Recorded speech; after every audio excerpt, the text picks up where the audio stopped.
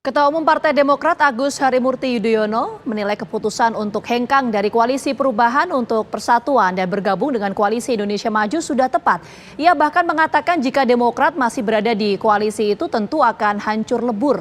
Sementara berdasarkan hasil rekapitulasi KPU pemirsa, Demokrat diprediksi akan mengalami penurunan kursi di DPR RI. Hasil ini berbeda dengan partai-partai yang bergabung dalam Koalisi Perubahan yang diprediksi mengalami kenaikan jumlah kursi. Ketua Umum Partai Demokrat Agus Harimurti Yudhoyono menilai keputusan untuk hengkang dari Koalisi Perubahan untuk Persatuan dan bergabung dengan Koalisi Indonesia Maju sudah tepat. AHY juga menyinggung Koalisi Perubahan yang terlihat tak solid saat pemilu belum selesai. Ia bahkan mengatakan jika Demokrat masih berada di koalisi itu tentu akan hancur lebur. Dapat saya simpulkan, ini semua adalah jalan terbaik yang diberikan Allah Subhanahu wa Ta'ala kepada kita semua. Banyak sekali hikmahnya. Sekali lagi kita bayangkan, coba kita masih di tempat yang lama. Hancur lebur, betul? Kita tahu belum selesai semua sudah ke sana kemari. Kalau kita di sana kemarin, ya kita ditinggalkan sendiri. Yang lain sudah kemari. Karena kita tidak mudah menyatakan begitu-begitu. Betul kan? Alhamdulillah Tuhan dengan caranya menuntun kita bersama Bapak Prabowo.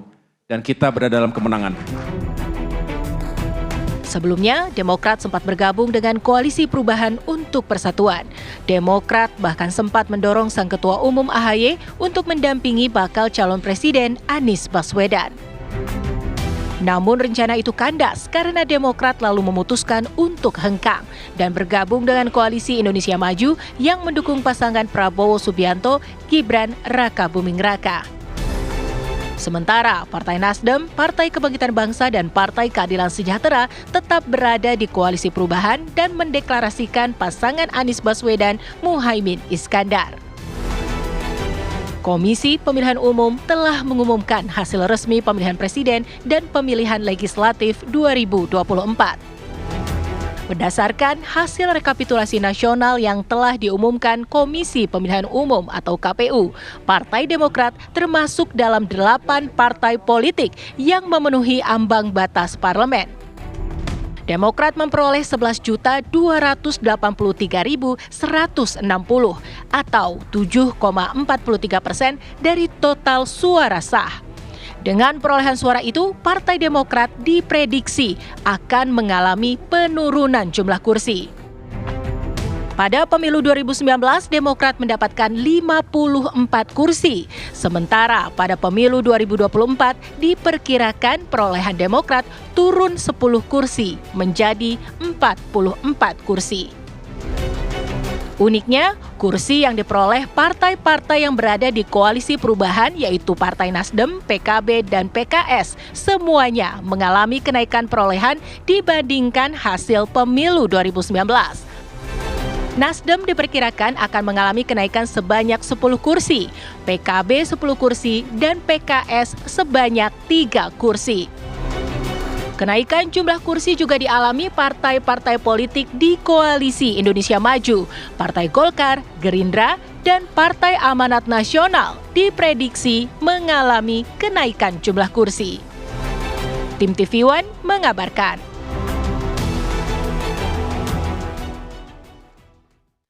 Untuk membahas mengenai hal ini kita sudah bergabung bersama dengan sejumlah narasumber. Ada Direktur LSI DNIJA, Mas Aji Alfarabi, dan juga pakar politik Henry Satrio.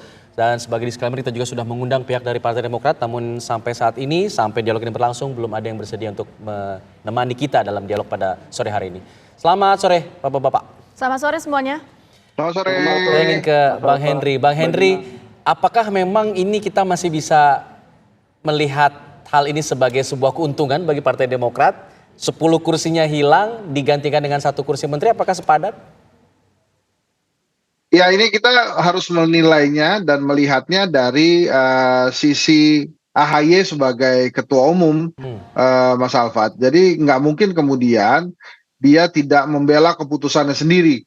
Jadi dalam hal komunikasi politik, apa yang disampaikan oleh Mas AHY itu sudah tepat ya, dan tidak perlu juga dilihat dari kenyataan di lapangan, karena kan itu akhirnya berandai-andai.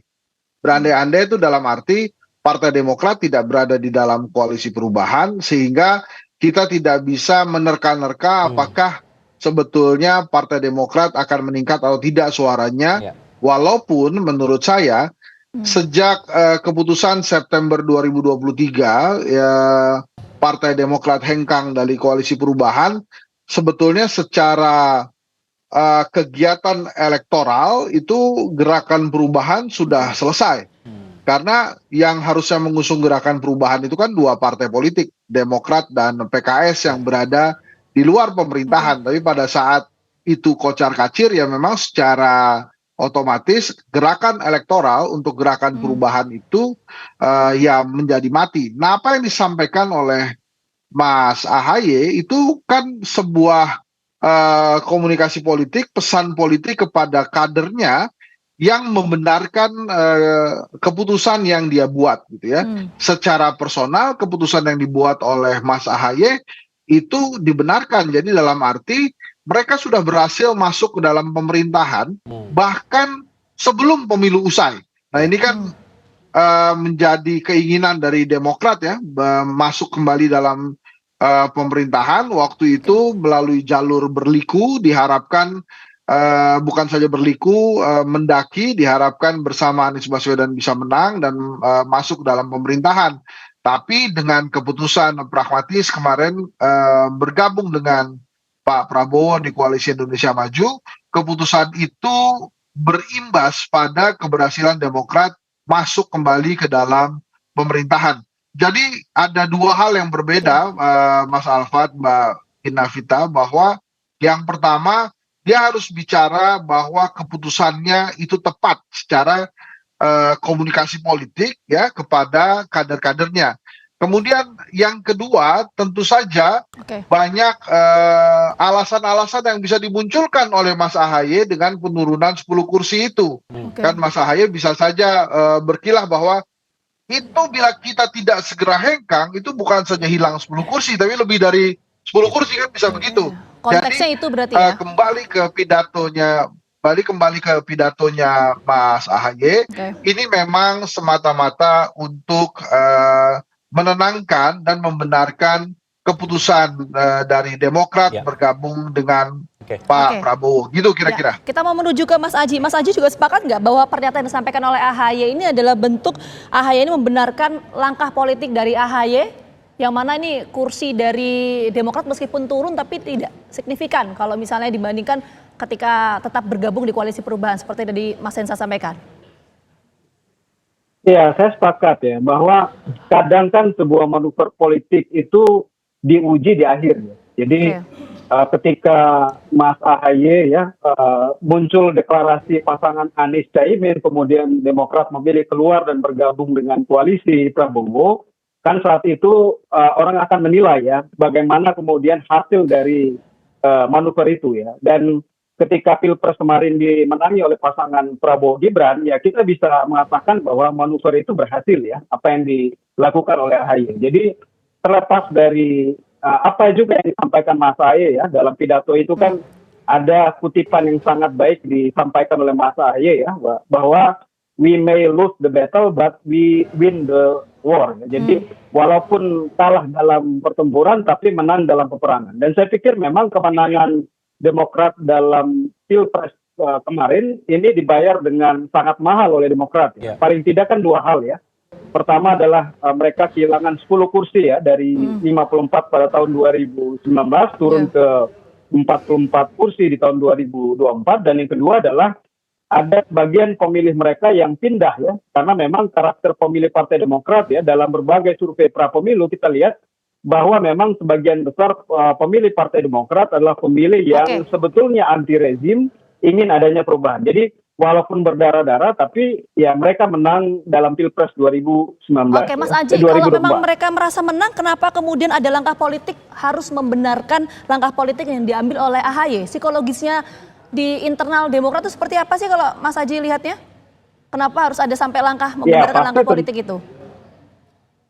Ya, memang secara internal isu ini pasti muncul ya, evaluasi, karena apapun selain kemenangan di Pilpres, pileg menjadi penting ya, karena ini menyangkut posisi mereka di parlemen, bagaimana kemudian mereka dihitung dalam koalisi bersama dengan Prabowo Gibran, dan yang kedua adalah langkah mereka untuk 2029 ya.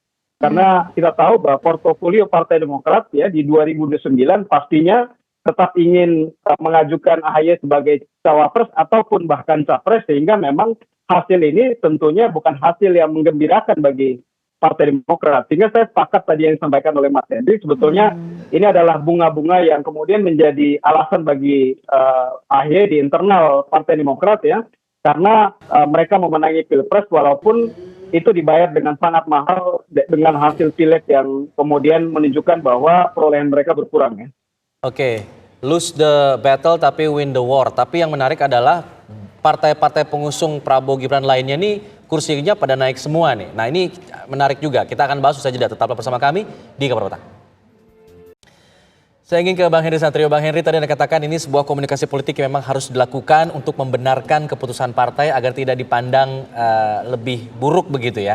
Nah ini secara kepartaian, pertanggungjawaban seorang ketua umum jika kemudian suara pileknya turun ini seperti apa kalau dilihat secara politik gitu di internal partai? Ya, itu kan pembelaannya tadi sudah jelas. Mas Ahaye mengatakan bahwa kalau kita tidak pindah, ini kita akan lebih hancur lebur, gitu. Jadi artinya dia ingin memastikan bahwa seluruh kadernya tuh mengerti bahwa kondisi saat ini tuh kita harus bersyukur. Walaupun kemudian suara turun, tapi kita berhasil lagi masuk ke pemerintahan sebelum pemilunya usai. Nah ini kan canggih tuh. Ini kan kondisinya kalau dilihat di Partai Demokrat ini kayak ibu-ibu sen kiri belok kanan, Alfat. Semuanya sudah bersiap untuk belok kiri. Iya betul. Tiba-tiba karena sennya belok kiri kan, perubahan nih. Semuanya tuh udah siap. Seluruh calegnya perubahan. Seluruh calegnya Anies Baswedan. Tiba-tiba September 2023 belok kanan semua. Ini kan gak gampang gitu. Sebuah perahu atau kapal sebesar Demokrat tiba-tiba belok kanan padahal sennya sudah ke kiri, itu gak mudah. Maka wajar kalau kemudian di lapangan itu banyak juga yang gagap. Lah harus gimana nih kita komunikasinya? Dan salah satu strategi yang dilakukan oleh Demokrat adalah hanya memasang foto Prabowo, tidak fotonya Mas Gibran kan. Ini untuk apa? Untuk memudahkan dia belok untuk mengikuti keinginan Koalisi Indonesia Maju. Walaupun akhirnya beberapa kali kita lihat Mas Ahaye nampak kompak dengan Mas Gibran. Nah hasilnya seperti ini, penurunan kursi itu sebetulnya kalau kita terjemahkan dalam bahasa layman ya, bahasa sehari-hari, bro sorry banget ya gara-gara gue belok dadakan, kita kurang kursi nih, tapi kita mesti bersyukur lah, minimal kita masih dapat kursi, tidak berada di peringkat paling bawah, beberapa anggota DPRD bisa menembus perwakilan di daerah, dan kita dapat menteri. Jadi harusnya kita bersyukur lah, kita berusaha keras lagi aja 2029, dan sekarang ini kan kita nampaknya akan juga mendapat tambahan kursi nih dari Pak Prabowo. Mari kita syukuri, kira-kira begitulah. Oke, itu makna pernyataan ya dari Ketua Umum Partai Demokrat Mas Ahaye itu tadi sudah clear dibahas. Kita mungkin beralih begini, kita bahas soal kalau namanya perspektif partai politik menghadapi pesta demokrasi ya pasti pengennya take it all, semua menang, pileg iya, pilpres iya. Tapi mana yang lebih menguntungkan dan prioritas partai politik? Apakah berdaulat di Senayan dengan perolehan kursi terbanyak atau justru perolehan kursi terbanyak di kabinet atau di pemerintahan, Mas Aji? Kalau kita ke Mas Aji dulu, Mas Ensat. Oke. Kita ke Mas Aji dulu sebentar, habis itu ke Mas Ensat lagi. Ya, saya pikir dua-duanya ya. Jadi menang pileg, menang juga pilpres. Iya, kalau disuruh milih salah satu. Kita lihat situasi. Prioritas. Kita lihat situasi kemarin. Situasi kemarin kan sulit bagi Demokrat untuk menang pileg. Tapi kan minimal kursinya kan naik ya. Itu kan target dasarnya atau target umumnya ya partai ya. Ketika pemilu berikutnya itu ada kenaikan kursi. Tapi saya pikir ada sisi positifnya ya dari apa manuver yang tadi dilakukan oleh Demokrat. Tadi kan sempat kita bahas bahwa manuver biasa diukur di ujungnya, dan saya pikir ada beberapa keberhasilan yang bisa diklaim oleh Pak AHY. Yang pertama ya tadi menang Pilpres, dan yang kedua adalah kursi kabinet ya. Tadi sempat disinggung oleh Mas Henry ya, minimal mungkin ada tambahan kursi yang diberikan oleh Pak Prabowo, sehingga itu kemudian menguatkan image maupun langkah Partai Demokrat menuju Pileg dan Pilpres 2029 ya. Karena kita tahu ya portofolio Pak AHY ya, sekali lagi bahwa di 2029 pastinya ya Partai Demokrat akan tetap kokoh teguh untuk mendorong beliau sebagai capres dan cawapres, dan dengan bekal ya kehadiran mereka di kabinet, saya pikir ini kemudian akan menjadi satu tambahan image yang kuat bagi AHY di pemilu selanjutnya. Oke, Bang Henry ada pandangan lain? Ya, kalau tadi pilihannya mesti menang Pileg atau Pilpres, pada saat memutuskan hengkang dari koalisi perubahan, pertimbangannya Demokrat menurut saya nggak itu. Pertimbangannya lebih ke harga diri. Wah, ini Demokrat dianggap remeh, maka kita harus keluar dari koalisi perubahan. Dan keputusan itu harus dianggap sebagai sebuah keputusan yang benar saat ini. Dan itu benar menurut saya. Karena apa? Yang pertama tadi itu penting loh, Demokrat bisa masuk ke pemerintahan sebelum pemilu usai. Yang kedua, regenerasi dari Partai Demokrat ini berjalan. Karena AHY-nya sudah masuk ke pemerintahan. Artinya sebagai ketua umum, bahkan kemarin itu di Koalisi Indonesia Maju yang masuk ke DPR ya, satu-satunya ketua umum yang tidak mendapatkan jabatan menteri kan cuma dia tuh kemarin. Nah sekarang dia sudah masuk. Artinya apa? Regenerasi di Partai Demokrat ini bisa berjalan. SBY bisa tenang saat ini. Karena anaknya sebagai ketua umum sudah punya jabatan. Yang artinya ini adalah tabungan yang berharga sekali bagi AHY untuk bisa maju nanti di 2029.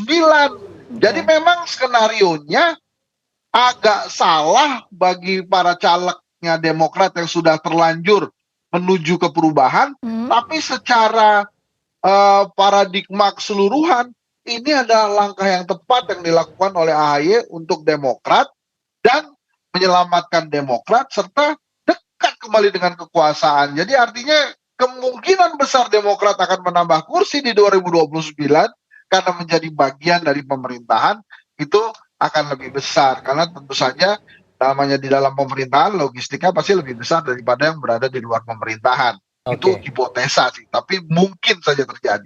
Oke, bisa jadi tabungan untuk 2029, tapi Mas Aji kalau kita lihat tren surveinya ketika sebelum Demokrat pindah haluan, ini seperti apa? Dan juga bacaannya untuk sampai 2029 akan bagaimana tren untuk Demokrat ke depan? Mas Aji. Iya, tadi saya pikir sudah disinggung oleh Mas Henry ya. Jadi kalau kita lihat tren surveinya ya, sebelum Demokrat pindah ke koalisi 02, itu sebetulnya tren surveinya bagus ya. Jadi survei kita di bulan Juli Agustus itu menunjukkan bahwa Demokrat di angka 6-7% ya dalam survei ya. Tapi ketika masuk di bulan Oktober November itu turun kurang lebih di angka 3-4%. Jadi memang ada efek ya, efek dari pilihan Demokrat untuk pindah ke koalisi 02 itu terhadap pemilihnya. Karena memang karakter pemilih dari Partai Demokrat ini adalah pemilih yang memang anti rezim, ingin perubahan ya. Dan kalau kita lihat hasil Pileg itu terlihat ya, ada dampak dari pilihan Demokrat ke koalisi 02 terhadap basis-basis dapilnya. Ya, misalnya kita lihat di Jawa Barat ya, Jawa Barat 3 itu Bogor, Cianjur itu basis, salah satu basis pemilihnya pasangan Anies Caimin. Di situ Demokrat kehilangan kursi ya, padahal ada tokoh kaliber Pak Sarif Hasan di situ ya. Kemudian di Dapil 2 ada di Dapil 2 DKI juga ada kehilangan kursi Partai Demokrat. Jadi di basis-basis pemilih Anies Caimin memang Demokrat mengalami kehilangan kursi ya.